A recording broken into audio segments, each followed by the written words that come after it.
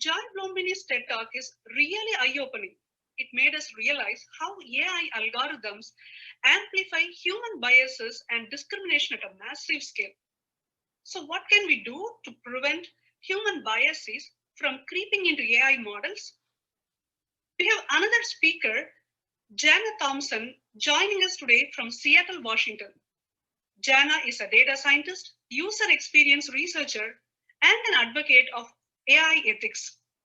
Jana can shed some light on why ethics is important in the age of artificial intelligence and how we can design and develop AI solutions for problems like inequality in education, gender inequality, and climate action in a more inclusive way. Welcome, Jana, and it's over to you. So thank you so much, Siva. Let me know when you can see my screen. Yes. Okay, excellent. Make the view enter full screen. There we go. Hi. So I hope all of you are excited about the hackathon. I'm really excited. I will be mentoring some of you going into the hackathon. So Siva gave me the introduction. I am currently a researcher at the NYU Center for Data Science, working with Sam Bowman's ML for Language team. And we're looking at QA benchmark sets. I'm also a graduate student at the Maryland State College of Art and UX Design. And I'm happy to share this work with you. When I started working in AI, it was a long time ago, and I'd never even heard the word AI ethics. Nobody talked about it. And now it's really exciting to me that so many people are interested in it. So what is AI ethics? Why should we care about AI ethics? This is like a big question. You know, we hear the words, but we don't know what they mean. You know, I think a lot about AI as what it actually is, even just AI itself. Like this image is from an artist named Stephanie Dinkins. It's a project of hers called N2. And it's this very personal project for her. It's recordings of her and her female relatives. And Stephanie Dinkins is Black, talking about the history of their experiences with racism and of Black women in America. And she turned this into a chatbot, and this is the medium by which the chatbot is delivered. And you know, that's AI, not just the things that are created in Silicon Valley. So thinking more broadly about AI is important to thinking about AI ethics and why we should care about them. So what is AI ethics? I always call AI ethics really, it's how AI and its creation impacts human society one way or another, and the broader world, not just humans. I defined 4 dimensions of this to care about. There's more than this probably, but these are the 4 I'll discuss briefly. Privacy. So there's so much of our data gets scooped up and used without consent in large AI projects. And that's a problem, especially when it's someone's personal data with their, you know, you could imagine if your parents and their credit card information were stolen, or other forms of privacy that is no one should know this, gets scooped up and used in AI modeling. Discrimination. This is the most common type of AI ethics that's discussed, like Joy Buolamwini discussed it in her TED Talk. And these can be things I will talk about in more detail in a few minutes, but these can have incredible, irreparable harm on people's lives, this type of impact. And so this is a reason we should care about AI ethics, I think. Exploitation. This is something you might not have heard about, but a lot of AI has to be, it's from data that has to be labeled. And the people who label that data aren't usually paid very much. They're paid like pennies. I'll talk about it a little bit more. Also, think about the people who dig out the minerals that go into building the computers and our phones and all these other things. You know, a lot of that comes from the Congo, and it's often children mining cobalt who are not paid very much and they're being exploited. And there are the ecological costs. Every time you do a Google search, that has a carbon cost. That's relatively small compared to a lot of these large-scale language models that have been coming out, such as GPT-3, which you might have heard of. Those have enormous ecological costs. I'll talk about all of these going forward in the talk. This is Kate Crawford's Anatomy of an AI System. I highly recommend going and reading up more about it. I think that this is the best illustration of the sort of systemic view we really need to take about everything that goes into AI. And so when we talk about AI ethics, we have to go beyond just the end product. We have to think of the whole ecosystem, like I was just talking about. In this, she talks about every step of the way that goes into one Alexa utterance, from the mined minerals that go into building the computers, the manufacturing process, the labeling of crowd workers, the engineers that write the algorithms, the UX designers, the corporate, the corporate decision making. There is a lot that goes into one small utterance by an Alexa. So what are two kinds of harms that AI can cause? So this falls under the discrimination dimension. So Kate Crawford, again, I'm referencing her. She gave a great talk at NeurIPS in 2017. You can find the talk on YouTube if you'd like to watch it. I highly recommend it. She talks about representational harms. Now, representational harms are when somebody who's traditionally part of a group that is oppressed gets that oppression is reproduced somehow in AI. One of the most common ones I hear referenced is some years ago, Google, when they built their facial recognition system for human faces, when it's got pictures of people who are Black, it would label them as gorillas, which is, I can't even begin to describe how problematic that is. But the reason that was done was because the people who built it did not include enough faces of Black people in the data set. So it couldn't make any kind of discrimination that it should have. Another really common, maybe not a common example, but one I know of is there's a book I can recommend to all of you by Sophia Moshe-Noble from UCLA called Algorithms of Oppression. And in it, she talks about, things have changed, but definitely about 8 or 9 years ago when she was writing the book, or starting to write what would become the book, she was taking care of her teenage stepdaughter and some nieces. And Professor Noble is Black. And she typed in Black girls into Google. And I personally think what you should get back is, I don't know, what do teenage Black girls like? What kind of music they like? I think about the things that teenage girls like when I was a teenage girl. Okay, I'm dating myself. My daughter's almost a teenager now. No, she got a bunch of very obscene and inappropriate responses on a Google page, because that's how Black girls were represented. Can you imagine going to Google and that's the kind of representation you see of yourself? What does that say to you and to your value to the rest of the world? That has a harm. A second kind of harm that comes from the discrimination, I'm sorry, things are coming up on my screen a little bit, are allocation harms. Now, allocation harms come out of discrimination and bias in AI systems. And these can be things that range from increased jail time to being denied home loans. You can't buy a house. And a lot of these come from this use of what's called a proxy variable. And these happen because, a data scientist or a group of data scientists can go through and say, okay, we're not using race.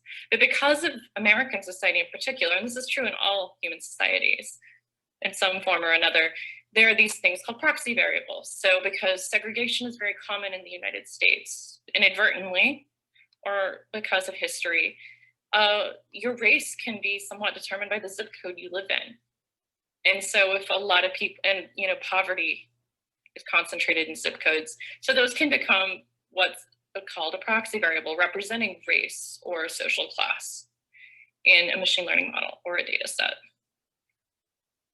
So these things get reinforced. This is Joy Buolamwini from her project when she was working on her PhD at MIT. I don't know, I can't remember if you saw this or not, but just a quick rundown. She wanted to build a mirror that was inspirational. She used a common facial recognition model, and it didn't recognize her face. But when she put a white mask in front of her face, it recognized her. And this is the same thing as with the Google facial set. There was not enough representation of Black people in the model that went into building the model. So she could not even see herself literally in the digital mirror. And for all of you, when you're building these models, you need to think about how are you represented in these digital mirrors? How are the people you know in your community, the people you care about, or even people you don't even know, you just read about, how are they getting reflected in the things that you are building or that you use every day? This is an image of a man named Najir Parks. I think that's how you say his name. He lives in New Jersey. And because of a facial recognition system that is also very flawed for recognizing Black faces, he was arrested for shoplifting.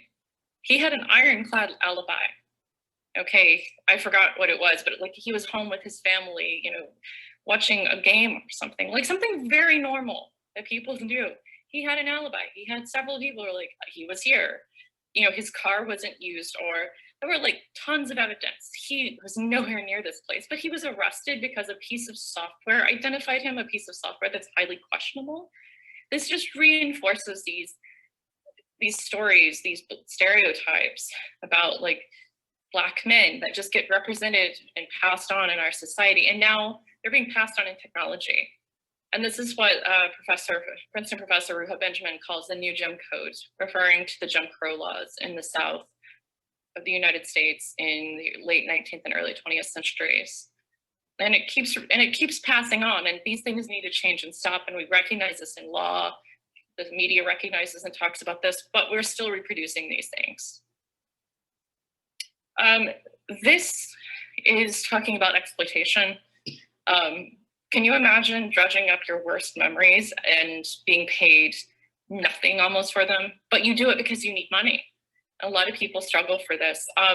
So some companies, there's a reference on the bottom from Gizmodo from early last year, talking about how workers are exploited. Like they're asked, these crowdsourced workers on Mechanical Turk are asked, you know, talk about your most traumatic experience. We'll pay you 50 cents for it, or something also just ridiculous. Also related to AI, but kind of parallel, is the work of content moderators for Facebook and Twitter. These are incredibly traumatic jobs. These people are asked to look at horrific content, to keep it out of people's Twitter and Facebook streams. It's not AI that's doing all that work, it's people. AI is not good enough to do all this work. The AI can set it off and be like, all right, this needs to be reviewed by a human. So it is part of the AI and human loop, but they're not paid and they're not taken care of properly. And you know, this is something else we need to consider, are human laborers who are working in tandem with AI algorithms and to build them. And you know, again, costs are more than just money. Like we say, there are personal costs when we make a bad decision or something else. For AI modeling, for AI building these like AI models, there's a paper that came out of the University of Washington by some former Google researchers called the short titles on stochastic parrots. But one of the important points they make in the model is that the ecological cost of these language models is astronomical. And are they really worth it? And I think that's a question we really should be asking when we build things, is we need to look beyond just the costs that are money. We need to look at the cost of human labor, like I discussed. We need to look at the ecological costs. We know that certain things have ecological costs, but we need to start looking at AI and its ecological costs. So I gave this horrible and grim picture. I don't want you to go into this hackathon with just this. A lot of people, a lot of very smart and very good people who put thoughts into what we can do to change the outcomes. So here are some tools I've looked at. I've used some of these myself. Other people I know have used them. Like there's programmatic tools you can actually use if you're using, it's typically in the Python programming language, but the most well thought out and used one so far is an open source one called AI Fairness 360. It was started by IBM. I'll give a disclaimer. I do work for IBM, but I think that it's really good. It fits into a sort of standard data science pipeline. You need to understand what the metrics mean when you use them, but that's not, you know, that's just part of education, which AI and data science requires. Another point that's really important is looking at your data sets, the history and who built them. A really good source for that, for looking at that accountability and what you need to look at, is from a paper called Data Sheets for Data Sets, which Kate Crawford again comes up. She was a co-author. One of the other main authors on that project was Timnit Gebru, who is pictured here. She's a researcher in Silicon Valley. And Hannah Wallach, and I cannot remember all the other authors off the top of my head. The next piece, I think the image might be hidden, but the next thing is design toolkits, going beyond just machine learning, but the idea of actually designing machine learning pipelines in products. Like, you know, design sounds fancy, like you have to be good at art. No, you don't. I'm not particularly great at art, but I'm a designer. But there are these design toolkits before you even sit down to build technology. You sit down and think about what you're building. There's this one called Ethical Explorer. I wrote down the name of this Czech researcher and designer named Lenka Hamasova, who gave a great talk at a design conference recently I saw. And she has this great set of tools about thinking through possible future repercussions, as does a few other researchers and designers like Carol Smith out of CMU. Education. A lot of people don't even understand all the things in AI. They look at AI and they get scared, or they use their phone, they don't even think they're using AI. Some really good resources for that are this organization Joy Bohomini co-founded with MIT design researcher Sasha Costanza-Schock, called the Algorithmic Justice League. They give really good, fun workshops sometimes. I've gone to a couple. There's an organization called Our Data Bodies that gives workshops. They have a little booklet called I forgot what it's called, but I will try and collect these resources and make sure that they're available for all of you. And the People's Guide to AI out of the Allied Media Projects in Detroit, which helps, they have a nice book, this guide, which helps people think about how, you know, AI impacts a person's life and where their data goes. The environmental cost, there's not a lot of tools, there's just one that I know of. It's called the Machine Learning Emissions Calculator. It does help people think through the environmental costs of their machine learning models. And for preventing exploitation, that's hard. There's not a lot of tools. There's a researcher, she's kind of halfway between working at West Virginia University and a university, I forget which university in Mexico City, UNAM, she's at UNAM. And she is working with this, and she works with crowd workers. But the crowd workers themselves, some years ago, like the MTurk workers, Mechanical Turk, which is a common platform for crowdsourced workers, came up with this site called Turkopticon to help look out for each other, to talk about how to get good jobs, how to work with large companies and organizations to encourage to get decent reviews and ratings so that it does help them, instead of being treated sort of cheaply, which like a lot of people do. So I thank you. I will hopefully see some of you in the Discord channel on mentoring. And additionally, honestly, anybody can use these tools. Some of them are a little harder to use, like the AI Fairness 360, but anyone can pick up data sheets for data sets and figure out what it's talking about. Or the People's Guide to AI, you can educate yourself. There's tons of great stuff on AI ethics, tons of great talks and books and things that are accessible. And thank you. So that was an insightful workshop. Thank you, Jana. Whenever we think about cost, money comes to our mind immediately. But after seeing your workshop, now we can see that it's not just money. We need to think about the environment. We need to think about the exploitation, and there are so many other costs involved. So we need to be really, really careful when we design an AI solution. So thanks a lot.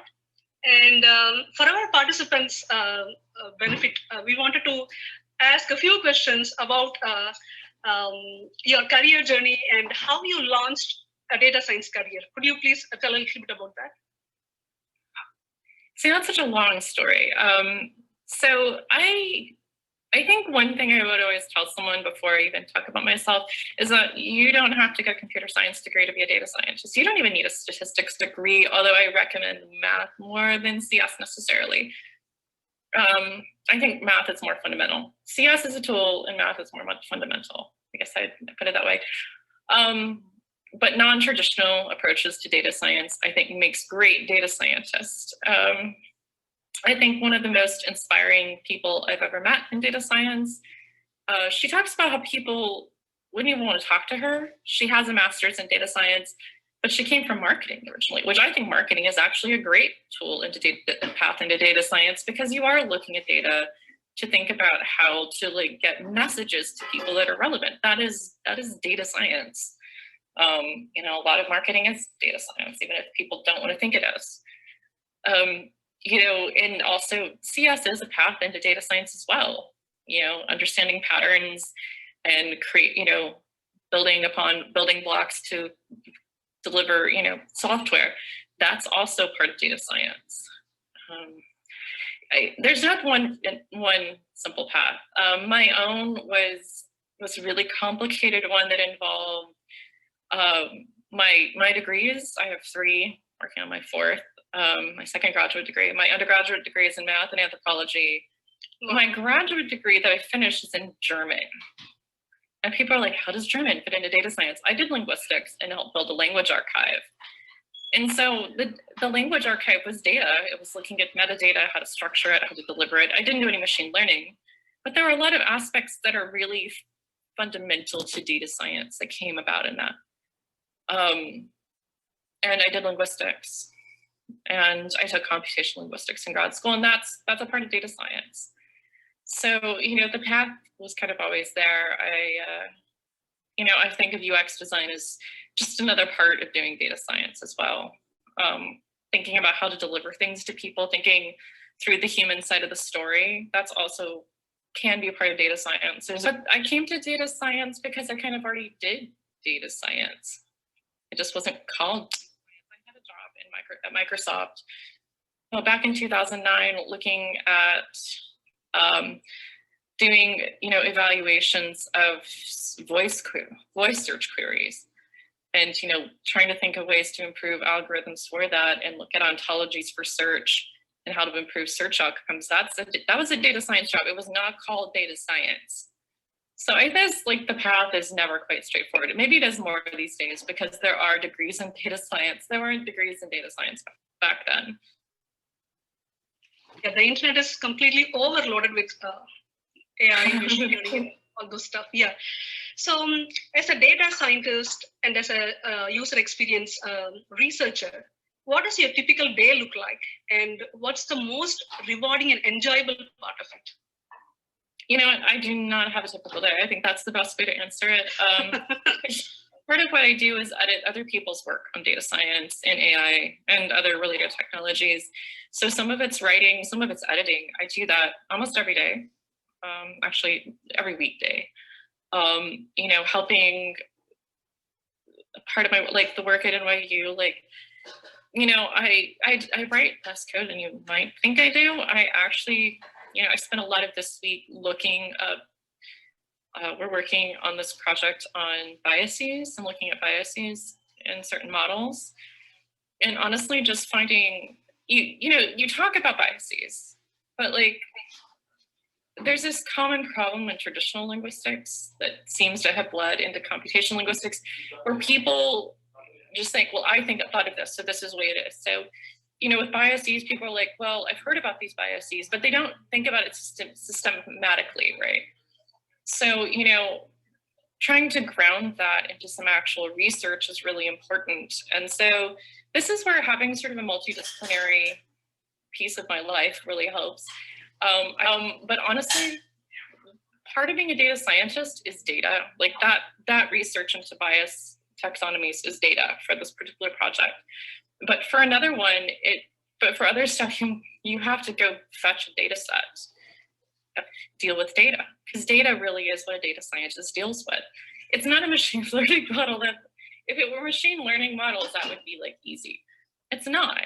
You know, it's really not. A lot of it really is just building data sets, making sure you have the right to even use the data set, that it's going to be used the way it's licensed, that you have permission to use it, that it's clean and usable and fits your problem, it's cohesive. There's like a whole laundry list of things that come out of ethicist work and like very long history of statistical. And so that's actually most of a data scientist's work, is looking at these dimensions of data and making sure before you even touch a machine learning model, make sure your data is right. Because your data also has to be translated from this usually into something else for a model to work. Right, right. So it's like 80 to 85% dealing with data, and maybe 10 or 15% with the models and framework. Is my understanding correct? Yeah, I think that's the typical data scientist. That's like popular knowledge. I think it's traditionally true. So you also do work on AI ethics, right? So what's the role of an AI ethicist, and what kind of education or training does an AI ethicist need? So AI ethics and AI ethicists come in, most AI ethicists, like they seem to be either data scientists and research and AI researchers. I'm just thinking of the people I know who work in this space. Project managers also, industry experience is important.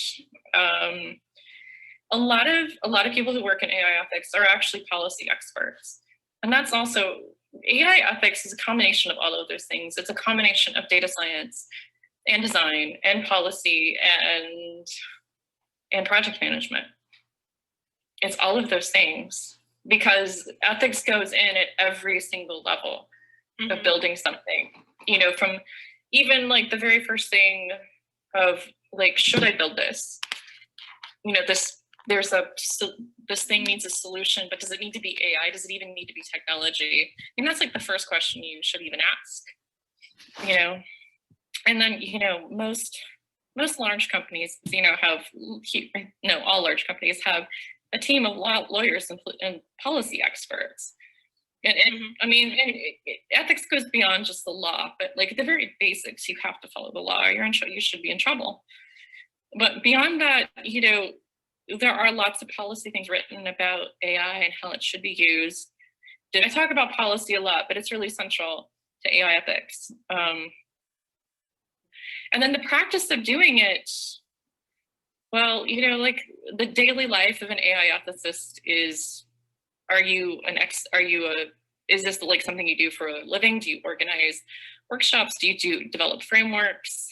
Or do you do, thought pieces on it? Or are you an AI ethicist who's also a data scientist or works on product? Because, those are also important things as well.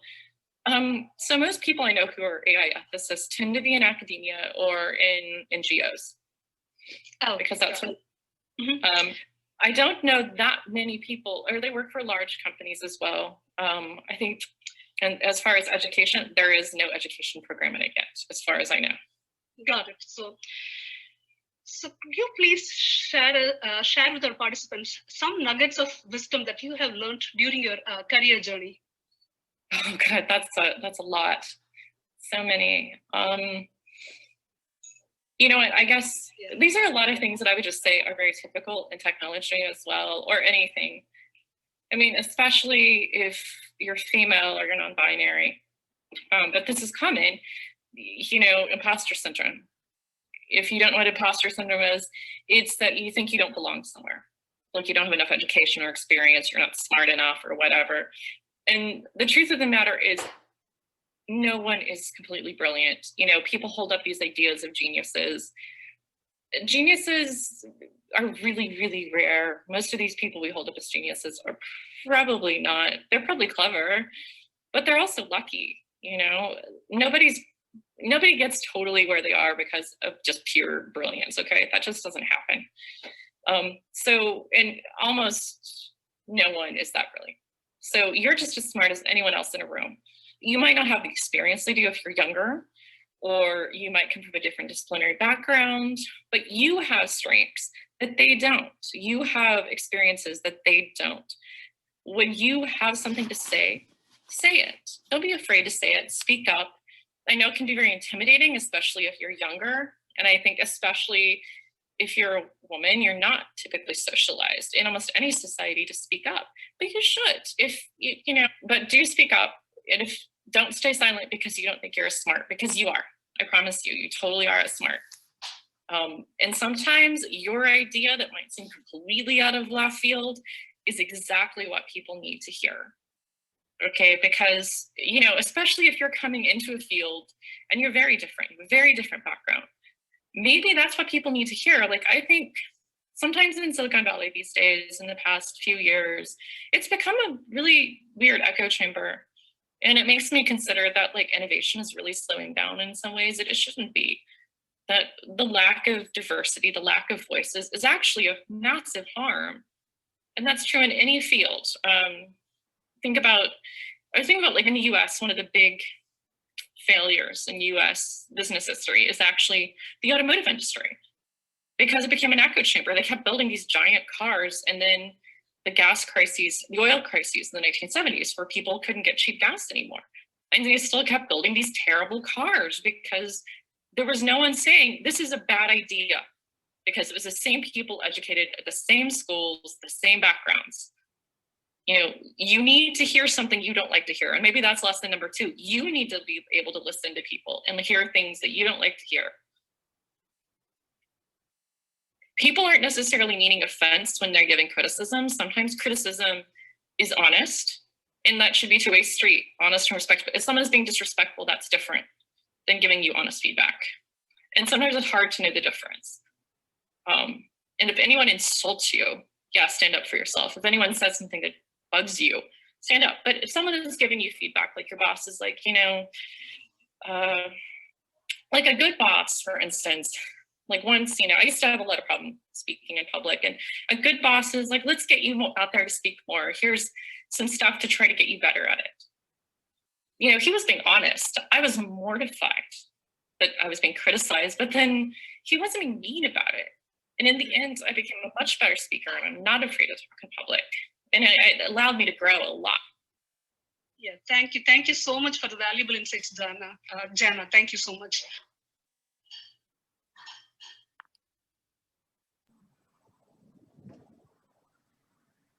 So we thank you very much, Jana, and we have Jana live for the Q&A session now.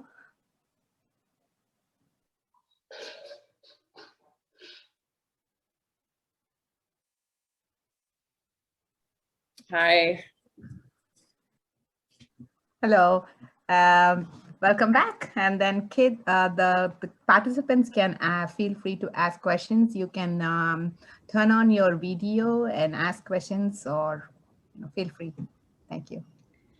Yeah, it will be easier for the volunteers who are tracking the participation points if you unmute and speak up instead of putting it in the chat window. That's right. Thank you.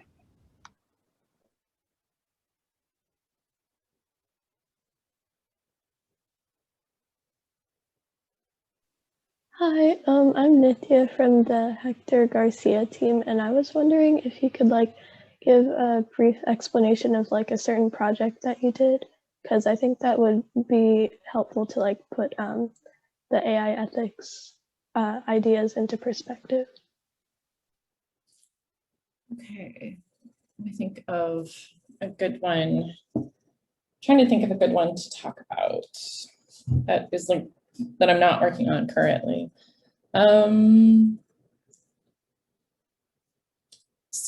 Yeah, this is, so sometimes when you work in businesses, you're not allowed to talk about stuff because it's proprietary, but I can talk about this business because it closed. It was a startup. It was a great startup, but it's gone. So one of the things we built at the startup were language models. They were part of our core product offering. We offered them freely to try and get people interested in our product and our larger product. And I was in charge of building these core models, which is like a sentiment analysis model, which is, it takes in a piece of information, it returns if the person writing it was positive or expressing positive, negative, or no real sentiment, feeling. So when you build a language model, I talk about this a lot, but I'm a linguist by background, so I always talk about language models. One of the things we highly noted is that many language models tended to skew towards a certain type of language use. And you need to be able to accommodate all types of language use, honestly. I'll talk about something else in a second. First, this. So I had to be really deliberate and think through, who is our audience? Who's the language are we trying to represent? If we just define it as the United States, right? US does not have an official language, but most people speak English. It was an English language model. But, in previous work I had done working on voice search, I noted that the models were not actually able to understand certain accents very well. And I brought that up, and like the company did try to improve it. I'm not sure for ethical or monetary reasons. Maybe monetary reasons moved them towards greater inclusivity. But when I was building this model, I had to very clearly think out divergent types of accents from some dialect usage or from the standard English. And we were building it on social media data as well, which meant Twitter. So that was one portion of it, thinking through the inclusivity of language and how to get it represented. And also because I had to get the data labeled, which I talked about, you have to do with certain types of data.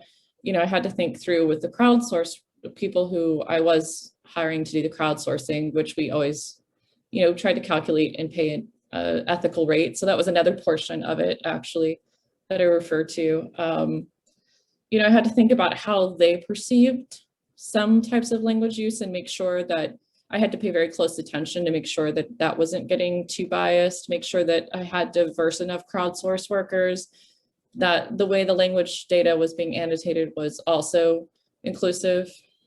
And then I guess, what was the other thing I was going to talk about?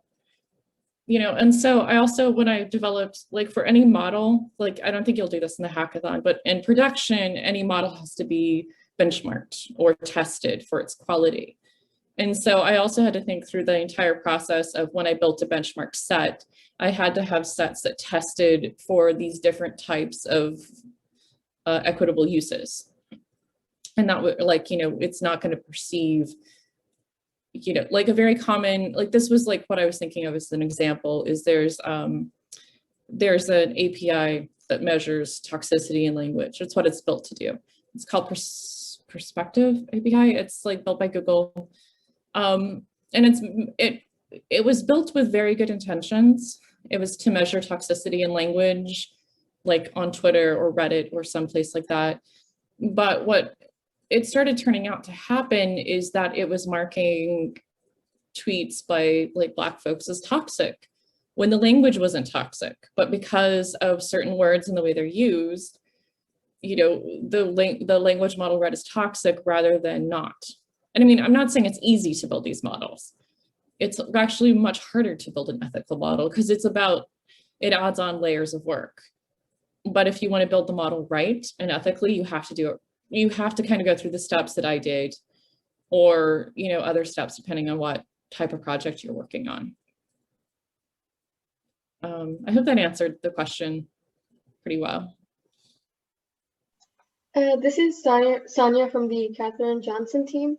So I was wondering what technology or tools do you use at your work? You mean for ethics or just in general? Just in general.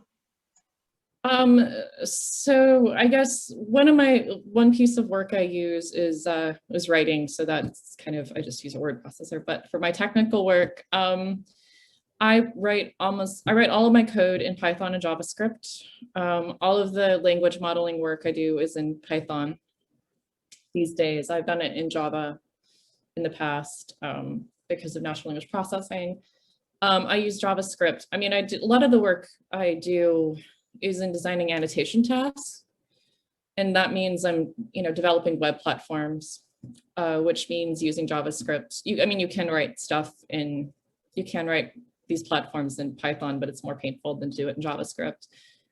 I do data visualization work sometimes as well as part of, analyzing models. And that can depend. I use JavaScript or Python. I've used Tableau sometimes for building dashboards for clients because people just like that. It's a software kit for those of you who don't know for doing data visualization. I think you can get a free trial or you can get a free thing if you're a student to look at it, play with it. And actually it's kind of fun to play with data visualization. For my creative, I do some creative AI work. I do that in Python and JavaScript. There's some really nice there's some really nice, I think, more approachable sort of libraries in JavaScript for doing things. Like there's this library called P5.js that is a lot of fun to play with for doing generative imagery. Okay, thank you. Also, at like what age did you know you wanted to like go into this field? Oh God, that's a good question. I ended up with my first AI job completely as a lark. I hung out at a cafe and I knew a lot of people, and I went in to go to school part-time and work full-time for a while. And someone said, hey, there's this AI company that hires people with interesting backgrounds. And so I contacted them and they gave me an interview, and I thought I totally bombed it and they hired me. And so, yeah, I think then I was like, okay, I could go into AI. I've never really, I think I didn't really become committed to like this AI and data science career until maybe 5 or 6 years ago. So I would have been in my early 30s when I really went in this path. But a lot of things I did previously kind of pointed to the fact that this was what I was interested in. Hello, this is Malika from the Annie Easley team. What was the biggest roadblock you met and how did you work around it? In my data science and AI career, or just generally? Honestly, I'm going to be very honest here. Probably having a child is like the hardest thing when you have a career. I'm a single mom. My daughter is great. I love her. But it's really hard to have a child and work in certain technology companies. I guess I had like a tale of 2 jobs in Silicon Valley. One was with a startup and it was small. And startups can go very horribly wrong and they can become like on that TV show, Silicon Valley. There is some reality to that show, or they can become almost like a second family. And we were fortunately the latter. We were more like a second family. So my daughter had some health issues when she was younger. I'd have to stay home with her at work. It was never a problem there. They were all very supportive. They still, I still talk to these people. I know their kids. They know my kid. It was a very good thing. When I moved to my next role, it was not. It was such a problem. And I think I've spent a couple of frustrating years in that role. I liked my work, but I found that I was often passed over for promotion, that I was not, that my need for flexibility was not respected, even though there was no reason I really needed to be in the office every day. You know, they talked about teamwork and, oh, you need to be in here. But I was working remotely with some colleagues in Bangalore on a lot of my projects. And there's a 12-hour time difference between the West Coast and Bangalore. So, you know, I would do all of that work remotely anyway. I wouldn't be in the office at 9 p.m. when I was meeting with my colleagues in India. So that, people talk about that as, especially if you're a woman and you have a child, as a roadblock. And it's really, really hard to find, I think even to this day, to find companies that understand, especially during the pandemic. I've been very, very lucky with I was doing freelance work last year before I sort of transitioned to more stable stuff this year. But I'm very lucky that this year, you know, I'm in meetings and my child comes running in with a math problem, or she's upset because she doesn't understand something, and everyone's really understanding. So I hope that's changing a lot.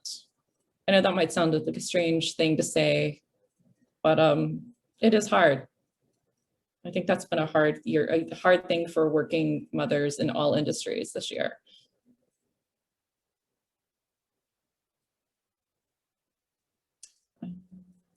Someone in the chat had a question. Do you want to ask Ada? Yeah, unmute yourself, Ada, and then you can ask your question live. Hi, my name is Ada. My question was, how many years of schooling did you were you in before you found your job? Your first job. My first job. So I guess I had just a 4-year degree that I had finished. I was like working on my second one when I found my first real job. So yeah, I just had a 4-year degree from university. But, you know, I think things have changed a lot. Back when I finished, you know, I was talking to a good friend of mine. She and I went to school together, and we're both in our early 40s now. She and I talked about how things had changed. She got a CS degree and then a math degree, and they're both undergraduate degrees. She has no graduate degree. And she says now she has enough experience that she doesn't need to go back to graduate school. But I think the expectation now is heavily that if you want to do something besides just be a developer, you really have to go to graduate school and, you know, sort of focus more. Do you want to do AI? Do you want to do data science? Do you want to get an MBA and be a program manager, project manager? Do you want to add a design flavor? I'm doing a design graduate degree right now. I think, honestly, to go into the field these days, people honestly expect you to have at least a master's degree. So, you know, minimum 6 years of education is kind of the standard now. Thank you. This is Sarah from the Preeti Shankar team. What was one of the key events that caused you to be committed to this career field?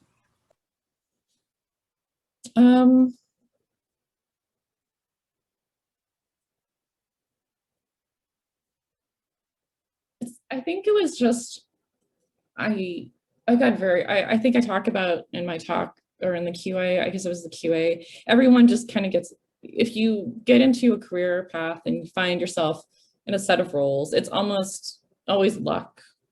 I mean, this is actually a huge problem. What someone I know noted that does kind of keep equity from being a reality in Silicon Valley is that it's who you know and not what you know, which is problematic. But I will totally admit I got most of my jobs because of people I knew or people I'd met. And I feel like I kind of just stumbled along a lot of my life, like, oh, well, sounds like a good idea. This sounds like a good idea. But I'm trying to think, what is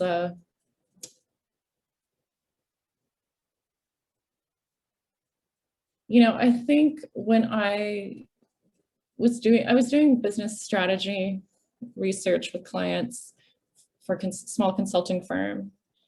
And I went to this, like, I was just trying to think, like, what do I really want to do? What do I really want to do? And I started learning, I knew Python, but I'd started learning R. And I went to this meetup in San Francisco. I don't know if they still do the meetup. It was called R Ladies.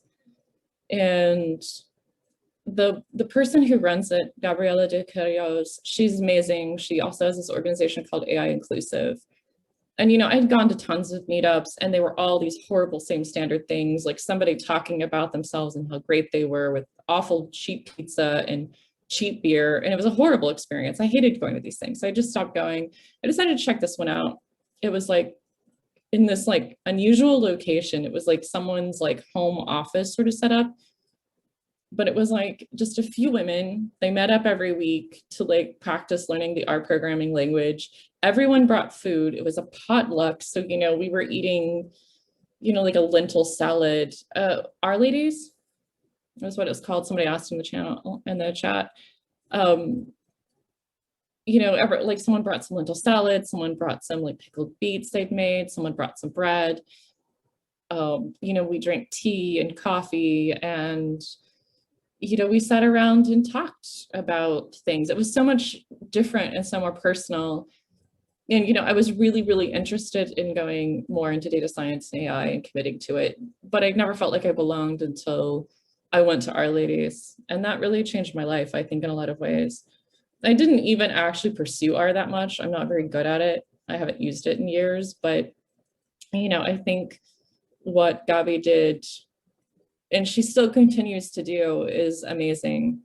I'm so thankful for her presence in the AI community. Thank you so much, Jana, for the valuable insights.